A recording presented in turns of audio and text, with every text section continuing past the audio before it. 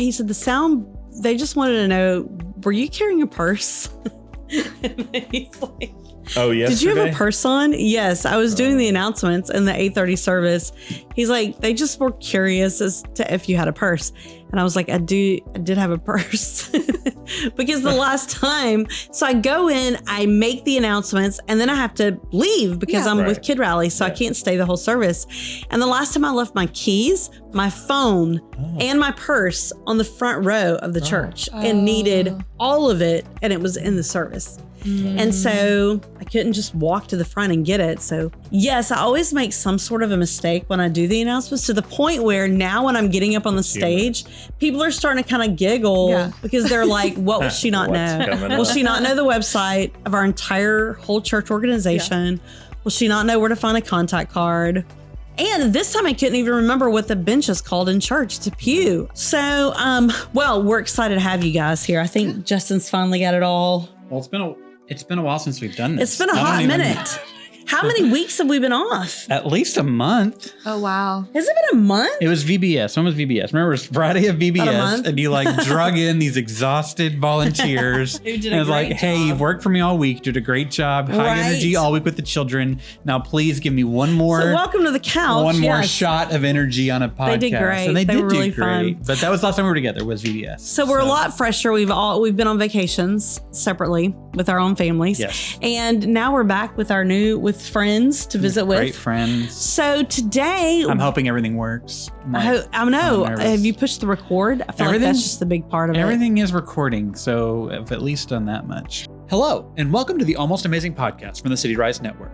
Hosted by Jennifer Dennis and produced by me, Justin Kello, we're a podcast that was supposed to be focused on parenting, but we've kind of lost the plot along the way. Honestly, we don't know what this podcast is about, but we talk to incredible people who love Jesus, and our hope is to provide encouragement and fun whenever possible. If our lack of clear direction bothers you, we apologize, but no one is making you listen to this podcast, unless you're married to Jennifer.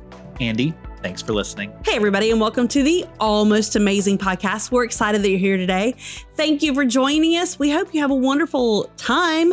Justin, we have been traveling everywhere. How was Washington, D.C.? Washington, D.C. was great. We used to live just south of D.C., so we went and saw some friends there that have kids about our kids' age, a little bit younger. And so we had a good time. We did one day of sightseeing, though, and that was, listen, okay, here's the deal.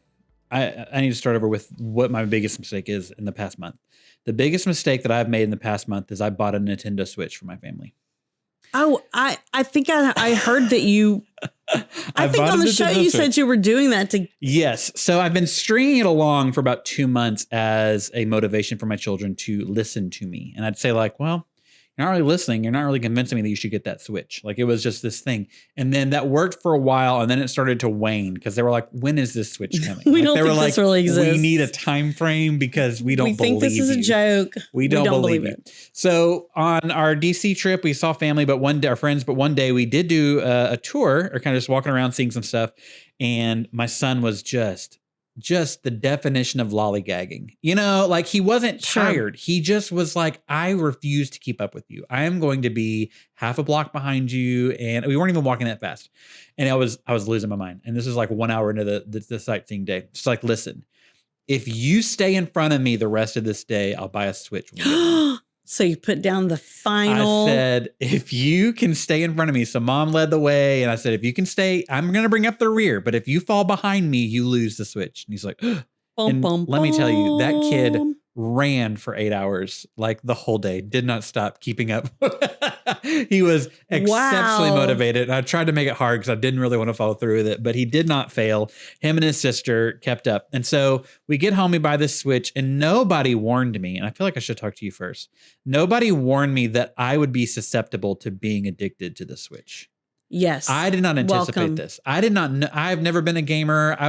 I played some racing games growing up, but I was like, whatever. And so we bought like Super Mario World and we bought Animal Crossing. Oh dear. And all I can think about is my little island in Animal Crossing now. Yes. Listen, I was 8 chapters into writing a book. Never going to finish that book. That's over. Those days are done. Productivity is out the window because all I care about is growing my little island, making money by selling shells to the little guy, like building houses and like watching videos on TikTok about all the things I can do when I start like really buying stuff. Like, do you play Animal Crossing? Anything about it? Okay, let me just say, I did not do Animal Crossing, but I did another thing when Olivia was about your kid's age. Oh, yeah. And it was called Fairyland. It was like a Tinkerbell Fairyland online. Yep. And I got really sucked into that. Okay. So you learned your lesson. Oh, you knew not to get a Switch. Switch. I don't know if I learned my lesson. I went one day, I just woke up and they had completely gotten rid of the entire site. Yeah. Because they realized that they were allowing full grown adults to hang out with little kids with no supervision. Yeah. It was like they got one letter from maybe a lawyer or a parent and the site was gone. Oh no. I wasn't really chatting with people. I was just trying to earn enough butterfly wings to get a pair of leotards that match my shoes. Well, it's problematic for many reasons for me. Not only is it taking up all my time, but like I've become really possessive of this island. So like my son was like using my account and he dug literally like 1,000 holes in this island. I was like, you're messing up my imaginary island. No. And so like I'm finding myself being, and so I made him his own account. And so he's his own little person, but he's still on my island. And so yesterday, before he came to church, I'd come to church and he was playing. And I came home and I found out that he had accidentally dug up some flowers outside of my house in this game.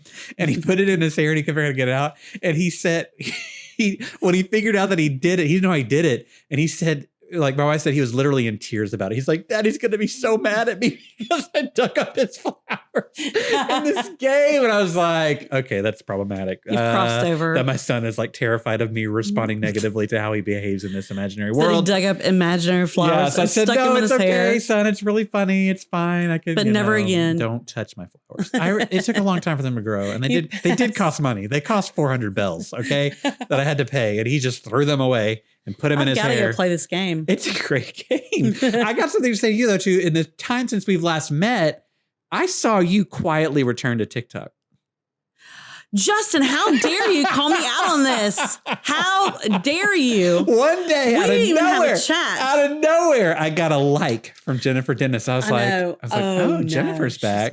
And then, TikTok. Like, you went on vacation or something with your family. I started seeing videos, and I was like, oh, she's really back. Well, okay, so my little nephew. I'm not judging. I'm on TikTok. I got no judgment. I have been a little bit more on TikTok.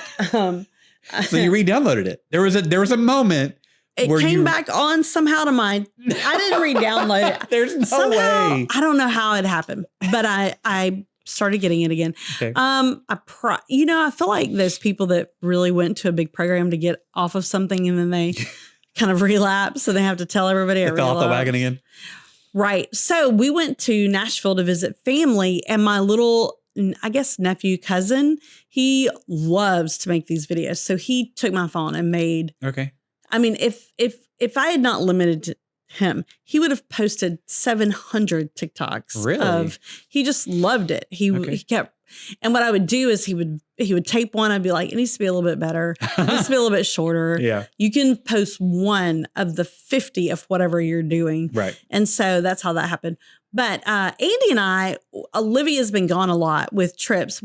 Our student ministry does an incredible job of giving our students just amazing opportunities in the summer. Mm-hmm. So she got to on a mission trip. She went to camp. Mm-hmm. And Andy and I have gotten a little taste of what it's going to be like when she goes to college. Yeah. And I actually think we're going to be okay. I think you will too. I think we're going to be okay. We're finding things that we like in common again. Mm-hmm. We went down to Galveston. Wow. Which, to be honest, I've never been really big into Galveston. People would be like, well, we're going into Galveston. And I would say, listen, Galveston's only bonus is it is convenient. Well, there is no one that is saying Galveston is their destination for beach vacation. It is just the closest manageable, we viable went beach. For a night. We went, and we're celebrating 20 years of marriage this year. So we went we got a great deal on a hotel, the Galvez, I think, which is beautiful. Okay. And it's a historic hotel, probably haunted. Great. My feelings on the haunting. But it was so nice. Yeah. And I got to drive around the island quite a bit to see where people live. And I don't think I've spent that much time before really peeking around and checking things out. I will say that they've really started to rent out a lot of golf carts on the island. People are on the golf carts a lot. Yeah, it's turning into a little bit of a 30A there, but we had delicious food. I really loved it. Like, it's so crazy to me that it felt really tropical. I'm from Florida. Yeah, you're really spoiled as far as beaches go. Like, I am from Florida. Every time I go see my family, we're on a beach. Yeah. But it was really good. I enjoyed it. I mean, it's really great if you're okay with the water feeling like bath water in July because it is warm. It's warm. And the water and the sand is dark brown. Yeah, it's all the same color. It's a little color. disconcerting if you are expecting. So we went out to that rock pier that's near the wall. It's close to.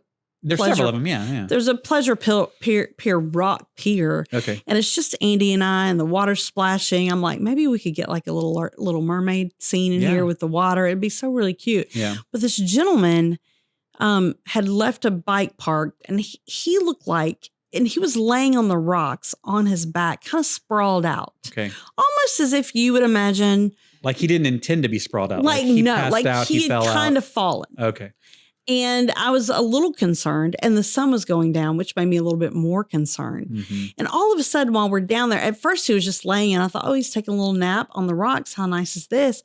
Then he starts to like move around, like maybe he's trying to get up or escape, but he's not being successful with anything. And Andy's like, I think he's doing yoga. And I said, I think he's trapped. And we have this entire conversation, which may have been loud enough for him to hear. Oh, no. In retrospect, about was he trapped? Yeah. Or was he doing yoga? Who was right? And Andy was right. and Andy walks away, but I'm like, I can't leave this little rock without checking on this man to make sure he's okay. Yeah. So I says, sir, are you okay? Yeah, I'm fine. And he was just really defensive about it. And it kind of hurt my feelings. I'm like, hey, it's not my fault that you look sprawled out on these rocks. And he was just like, yeah, I'm fine. Fine. Don't bother with me. Yeah. How dare you ask? Yeah. And that's why I want to say sometimes people are like, why don't people help anymore? They've been burned. Yeah. We've been a little burned. Yeah, I agree with that. But he was fine. I think he was just doing yoga. Yeah. Galveston is a unique place. It is.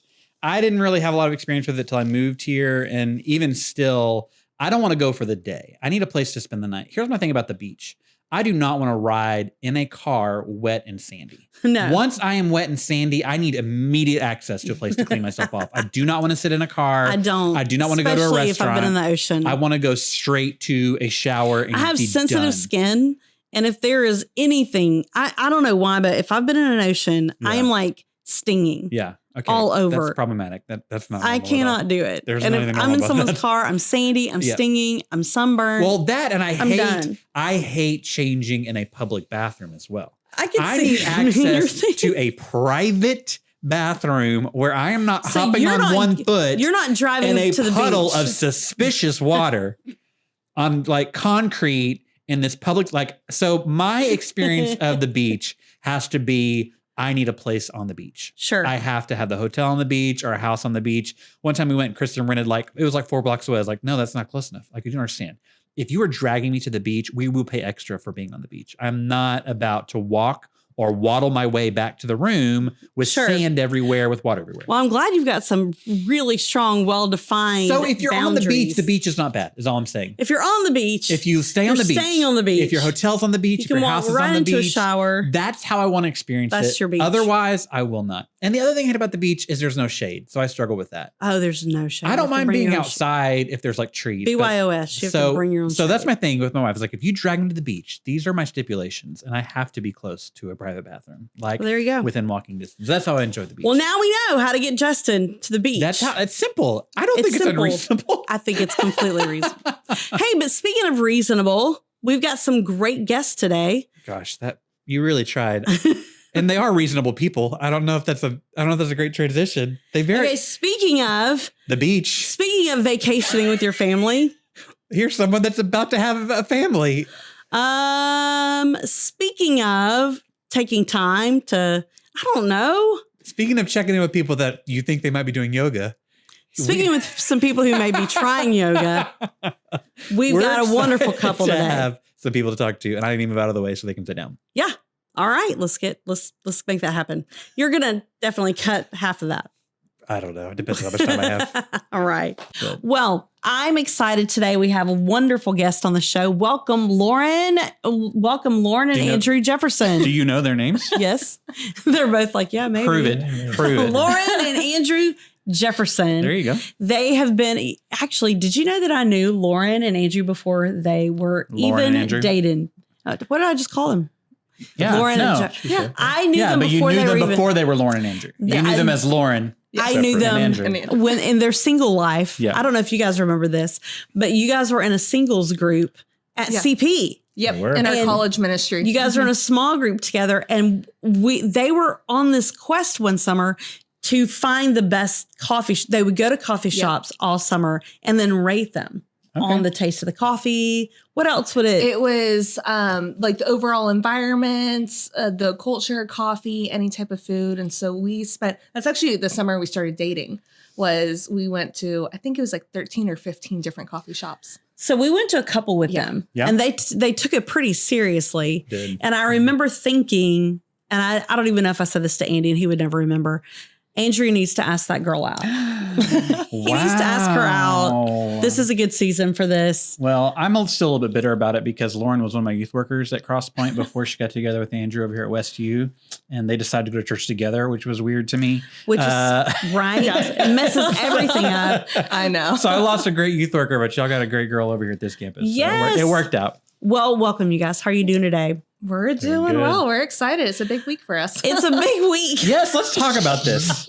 So we were scheduling this. It was our first one back from taking a few weeks off. And Jennifer's trying to get really a good amount set up in this window we have of the summer because you're about to go to Ireland. Yes. And so you're reaching out to Lauren and I'm watching these emails go back and forth. And the email back is, yeah, I can do that, but probably earlier in the week is better because I'm literally about to have a baby. Like, literally. So if you're watching the show and you're wondering, is she's definitely about to have a baby. Yes. Definitely. Yeah. This Friday. So 4 days from now. Justin and I were thinking it'd be really cool if you could start that on the show. Yeah. We felt like it would be really cool if it began here on the show. That'd be great. Yep. That would be one of our breaking news stories. Yeah. And actually a first for the podcast. Yeah. It would be a first. It would be a first. But we decided to have you guys on the show. There's so many things that we can talk about.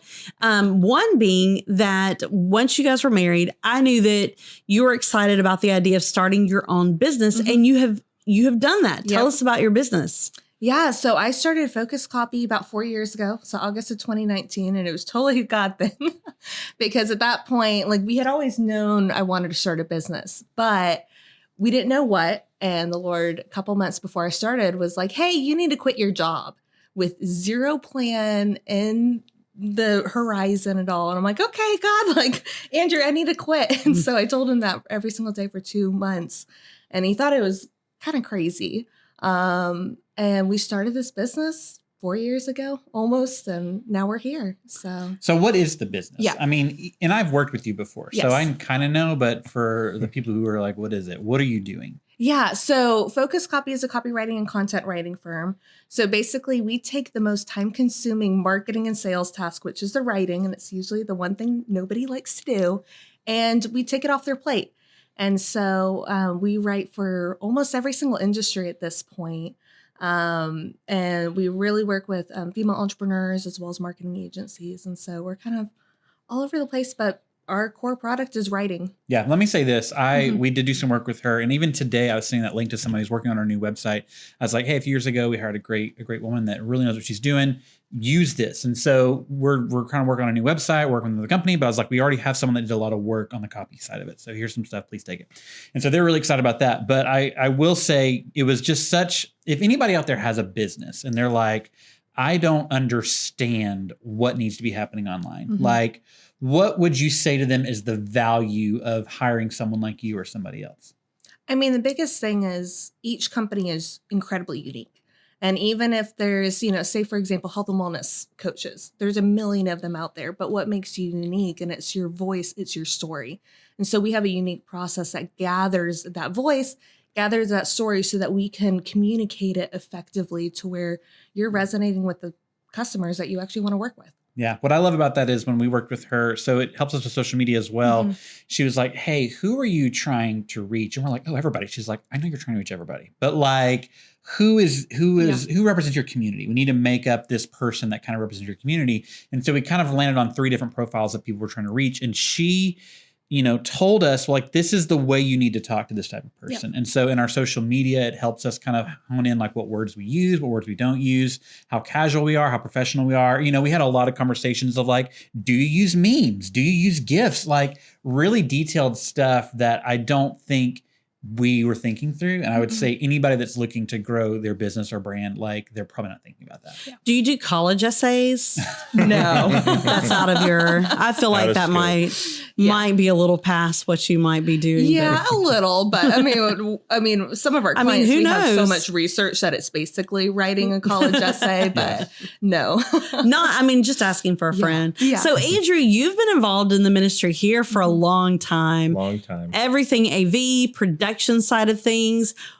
First of all, you've been in this church since birth, your whole life. How old were you when you did you just crawl up into the sound booth as a 2-year-old? Yeah, that really started happening probably around middle school. I just started volunteering up in the booth. Chris Hendrick, a great guy that kind of took me under his wing and trained me. And he was running, once we got a digital console, he was running on an iPad and playing guitar on the stage. I'm like, why don't I take that off your plate? So that's where it all started. Been through a couple bands now, and yeah, it's great. I love it. That's such meaningful ministry, and it continues to grow too. Well, but it's nice to have someone who knows where every single thing has been from or connected to. They have a lot of power. So like, the second most powerful person in the room is the person holding the microphone. The first most powerful person is the one controlling the microphone. Pastor's running over. Time for lunch. Sorry. You just push the button. Yeah. Mute. You're done. Cut it off. Play them off. It's time for lunch. That's so good. So now you guys are expecting, you're running a business. You're also helping run AV and also working. Yep. Now you're moving into this new season where you're parents. Now, what are you thinking about that? We're excited. Yeah. It's been really, really incredible what the Lord's been doing, because I thought I was totally going to be this anxious wreck, getting pregnant and like managing a business, managing the household, like being a good wife, all of that. And there's been total peace throughout it all. Like even 4 days to due date, like we're here. I'm thinking more stressed than you are. One of the things about getting married, having kids, all these things is you get unsolicited advice. So I'm not asking for the worst because I don't want to throw me under the bus, but what's the best unsolicited advice you've gotten so far about starting a family, getting pregnant, being pregnant, that sort of thing? I think it was someone that gave a piece of advice to Andrew and was just like, this is going to be the greatest adventure of your life. Like, embrace it. You're going to be a great dad. Like, this is going to be so much fun for you. Yeah. And it was so like that. That's a different than, you guys better enjoy your last night out. Yeah. Or get sleep or, you're never going to sleep again. And it's like, how is that encouraging? Like, let's build people up, especially as they're going into this potentially very stressful environment. And then an old colleague of mine went down with Paul Major and the worship team to Guatemala and met up with an old colleague. And he said, hey, keep your marriage is still the center. Like, well, Christ is the center, but then your marriage, don't let having a child impact that. So that's good. That's a good, strong advice. What's your unsolicited advice for someone who's expecting? I want to hear, like, when you are talking to somebody who's pregnant, like, what is the one thing that you just can't not say? Like, because like I said, like weddings, pregnancies, everybody's got advice. My team, like, I don't know if you know, but my team has all like been pregnant and had children through this phase. I think you cannot be prepared enough for how much you will love this being that is not here yet. And it will change your whole life in a way that you didn't think was possible. And so I tell my team, don't make decisions until you know what you know, because you don't know. That's what I say. I'm like, don't promise anything about coming back. Don't commit to anything. Oh, yeah. You don't know yet. Yeah. You don't know how this will wreck your heart, change you. Yeah. Don't commit to anything before you know what you know that you don't know. Yeah, that's huge. I think that's what I say. That's great. That's at this stage. No one comes to me for pregnancy advice, so I don't really offer it too much. But I will say what Andrew just said is huge, and that's kind of where I try to land is if if someone is saying, hey, we're expecting our first child, I also got tired of you're going to lose your, like, it was so overwhelmingly negative. And I was like, I remember you saying that. What is wrong with y'all? Like, and so I try and land on like, hey, yeah, it is hard, but like, it's totally a different world, but it doesn't mean your life is over and there's so much good in it. But when someone said that to me, I was in that same boat of like, someone said, wow, it's so exciting, isn't it? I was like, thank you for saying that. Thank like, you. Because I have been terrified. That's positive. Because especially I think probably more on the dad side. You know what I'm saying? I think women are really great at like remembering the good parts and cheering on the good parts. Dads tend to harbor on the reality of the situation. And so when you're talking to other guys about expecting a kid, they always land on the negative first. I was like, I'm not gonna do that. I'm not gonna be that guy because that's not helpful. And honestly, it's not true. I think everything negative we have amnesia about. It's wild. It's wild. But in the moment, you're like, this is so insane. And then 2 years later, you're like, we could do that again. It wasn't that bad. That was really fun. I think it was way longer than 2 years for me. Maybe like 17 years. So what now, and I love how you said you're focusing on the marriage. Brene Brown, in one of her books, and I totally don't know the name, talks about how you give each other a number, a percent of what you've got to give in the marriage. And so like the other night I came home and Andy goes, just so you know, I'm at a 20. Like I can bring 20%. And so what are some tools that you guys know of for maybe our listeners who might be struggling? What are some tools that you know of or some things that you might use to help keep your marriage strong in this season?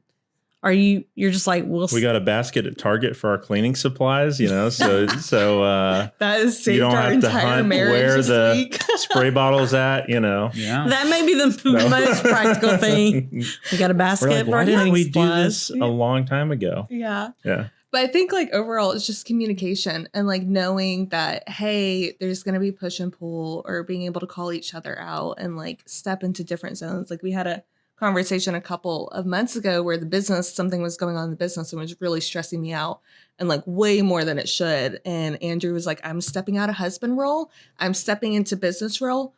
We need to make a decision. You need to make a decision this week. And it called me out and like, probably, I know he was like, okay, I could have probably come about that a little softer. But after a couple hours went by, he came and apologized. I'm like, no, I needed that. Like I needed you to step out of husband role, step into business role. And we made a decision. I really like how you have your roles, like business role, husband role. We have to. Because we both work from home too. Yep. So you really do like. Yeah. So we both work from home. So we have to have those separate boundaries of like, okay, I need to talk to you about business. And now we can step into, marriage or. I think there's a lot of wisdom in that. That would absolutely not work with Andy and me. Because everything to me is like. I don't think I could either. I think he would try. Yeah. He would love this. Yeah. Because we worked together in the pandemic. But everything for me was just one big bowl of salad. Yeah. I don't think me and my wife would do well working in the same situation. And you don't have the same job. Like you help with her. You still have your own career and your own thing. But there was a season where Kristen was like, I should work at the church. I was like, no, you shouldn't. I was like, we don't need our entire worlds to be identical. Like I said, y'all still have your own worlds with your different careers. And now she teaches at a school and she loves that she has her own thing. Like we come together and we share our lives, but she loves that she has her world where she has her coworkers and her own things going on. I think for so long she felt stuck in her parenting world that she was kind of jealous that I had parenting and something else where she was stay at home, constant with kids. And so once she got the kids old enough to where she could step back out and have a little bit of a different identity other than just being a mom, I think it was great. So she's ended up in a good spot. That's good. I think I non-verbally sort of acted like I was interrupting you. always check out what I'm saying. I always wrap it up quickly because you give me this like, I'm tired of hearing you talk. Jesus. No, I was going to say too, you guys are really engaged in a small group and you guys have been with them for a long time. Will you tell us about your small group? Couples in our life group. So we started Merge, which was 2 to 1. Actually, Kirby Follis sent us an email the day after we got engaged. It was like, you're already on our list. Yeah, you're already on our list. We already knew you were get engaged because Andrew told someone in the church, and then all of a sudden everybody knew except for me. That's so sweet. So we started the life group 2 weeks after we got engaged. And it's evolved Wow. from 2 to 1 to now merge. And it's been really, really cool to see over the last 8 years, 7 Something years. like that. Yeah. And you guys are now growing and growing. Yes. Because it was Yeah. like a young adult, newly married, and now you guys are having children, and I can see where it's having a lot of growth and people are really connecting to your group. Yeah. What has being part of a community group done for you as a couple or in your role in the church? I think it definitely provides just a group of people you can go to when you're going through stuff, whether it's good or bad. And you just kind of have that fallback. And getting involved in a community group is, I think, so much. It's better than just coming and sitting in a service and leaving. You're going to get so much more out of it going deep with people. And it may not happen immediately, but, try a few of our groups out and see what fits for you. So That's good. That's some really good advice. Yeah. Oh my goodness, it's so good to visit with you guys and kind of hear what's going on with you. And then we obviously have to give an update now, like to see next on our next show. To let you know if it's a boy or a girl or if it's the weight and how long. made it. Yes. Yeah, it's exciting. We'll make sure to do that. So at the end of every show, we do a get to know you question. My question for tonight is, what do you absolutely have to do before you can get to sleep? What do you absolutely have to do before you can fully get to sleep? Gosh, last night I could not go to sleep and I could not figure out why. Like there's some nights where you're like, what did I do wrong? You know what I'm saying? Like did I drink too much caffeine today? Did I do something? Did I sleep too late this morning? Like what is happening? And last night I had that what can I do? What have to I get done? To sleep? But for me, something that it's both mine and my wife's constant is we get in bed and we have to read a little bit. We both have our own books and we read a little bit till we get tired, which is something I only saw in sitcoms growing up. I don't know if I actually did it, that and the classic mom is in we don't do this, but the mom's always in the bed, putting on lotion before she goes to sleep. Yes. We don't do that. But that's the thing I always saw on shows was them reading. And I was like, The mom with the lotion and the reading. So true. But we don't do the lotion, but we do read. And so reading a book, I think it's shifting out of the screen into letting my eyes rest on something, but also I'm not tired yet. So if I don't read, I almost look forward to that moment of I get to read. I get to just read for 15 minutes. And I've been working through this fantasy series for literally 6 years, and I'm on the last book. So I'm feeling pretty good about it. Years. Well, it's called The Wheel of Time. If you guys read that, it's 14 books long, and each book is this thick. So That's great. What about you, Jennifer? Oh, for me, I think lately I have to have a noise now to go to sleep, like a white noise, except I have found that I am a brown noise person. Apparently there are all these different colors of noises. Yep. I really thought I'd be more of a navy blue, but apparently I am a brown noise. So I've turned the brown noise on and it is like a switch. It's almost like I'm completely. We're gonna get real familiar with that soon. We got the fancy machine with the light. You can change it. You can choose all the colors. Yeah. How about you guys? Yeah, I mean, with pregnancy, it's getting positioned correctly, first of all, with all the pillows and all of that. But it's similar to you, Justin, reading and really settling down, and then taking your pre-nap on the couch, and then definitely couch pre-nap, pre-sleep nap, a pre-nap, and then getting in bed. I think our dog's more disciplined than us at getting to bed. Though he lets us know he's ready. So he goes in the hallway routine. and he's like, "Mom, Dad, it's bedtime. Right. Come on, let's go." That's funny. How about you, Andrew? Same thing, or what's your? I just like to. I check all the doors and I have my little routine at night, and no real true ritual, but definitely try to turn the screens off. Do you have to go to bed at the same time?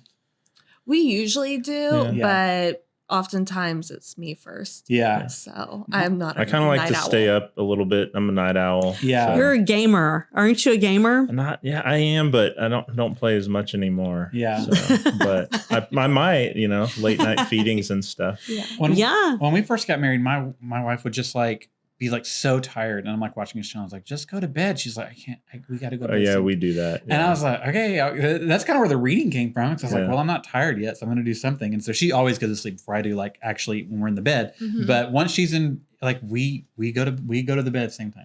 Even if we're not both tired, and which is great. I feel like I probably would waste much more time watching TV if I just let her go to bed without me. So it's kind of nice that she's instilled that unity thing? Yeah. Do y'all go to bed at the same time? I think that we do pretty much go close to the same time. It's within 30 minutes. And then So- Olivia goes to bed 4 hours later? Or Yes, she lets us know she's made it home safely. And then Andy tells me this is ridiculous, so we have to wait up for her. And that's the last thing we do before the brown noise. So There you it's go. good times. It used to be Golden Girls, though, didn't it? It did. We don't do Golden Girls anymore. Oh, That's one of the biggest no. shifts in that train. What are we now? We're doing something else now, but I don't think it's as set as Golden Girls was. We would watch I've The just- Office before Yes. bed. Yeah. Which, crazy enough, the labor and deliver Pam has the baby episode was our next episode. Oh, wow. That came on yesterday. I know. Crazy. So we're folding laundry and we switched that on, and it's it like, was like, how is okay. this? Yeah. Dude, that's the cool thing about the first kid is you get to watch a lot of TV because there's really not much you can do for the first 4 weeks. Right. Yeah. And so you get to catch up on shows and you get to Yeah. watch stuff that you haven't got to watch before. So you're about to enter a really fun time. You will be tired, but And then your last you get shows. to watch a lot of shows. They're the last shows. These are the last popular songs you'll know for a while. Yeah. You'll have like a blackout phase, and then you'll come back into pop culture. That's fair. That's fair. Well, thank you guys for being with us today. Thanks so much for visiting with us. And if you guys want any more information about the show, Yeah, we'd love for you to, if you listen to this show, check out the YouTube link in the description. We'd love for you to watch this show and share it with friends. A like on YouTube, it is free. It is very simple to just press the thumbs up button. If you're listening on a podcast app, rate, review, subscribe, send the link to somebody. We love you to get the word out about our show. We love talking to people each week that love Jesus and are involved in our church family. But I think this is relevant for anybody talking about community groups and what to expect when you're expecting and all sorts of fun stuff today. So I'd love for you to share this. If anybody wants to talk to you, please let us know. Email us at podcast@cityrise.org. We'd love to talk to the people that you want us to talk to. yeah, thanks, Justin. Thank you guys. We hope you've had an almost amazing time on the Almost Amazing podcast. Thanks for listening to the Almost Amazing podcast from the CityRise Network, based in Houston, Texas. CityRise is a partnership of church campuses, nonprofits, and missionaries devoted to lifting our city and the world by generously giving the gospel of Jesus Christ. For more information or to find a church campus close to you in the Houston area, visit cityrise.org.